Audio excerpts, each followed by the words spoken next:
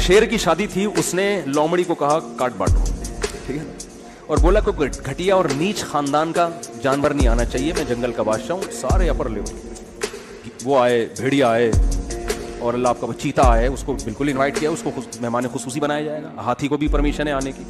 घटिया खानदान का कोई जानवर मेरी शादी में बोलो भाई नहीं आना चाहिए।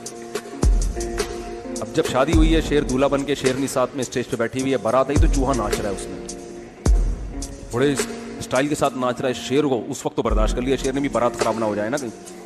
शादी वादी हो गई, मेहमान चले गए, लोमड़ी को बुलाया, कमबख्त इस चूहे को गिरफ्तार करके ला तू, इसका क्या काम है घटिया घटिया जानवर का।